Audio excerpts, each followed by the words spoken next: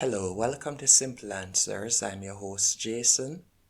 In this video, I'll be showing you how to fix camera not working on Android or Samsung phone, or how to fix camera keeps crashing on Android phone. First, you'll need to go into settings. Once in settings, you're going to scroll down and you're going to select apps. Once you have selected apps, you want to tap on camera.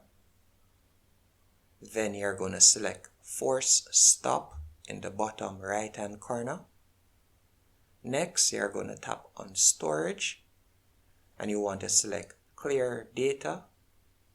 And after you have selected clear data, you're going to tap on permissions right at the top right here. And from here, you're going to tap on camera and you want to select allow only while using the app. And you also want to tap on files and you want to tap on allow management of all files, and you can select microphone, then tap on allow while using the app. And after you have done that, you'll simply close out of settings.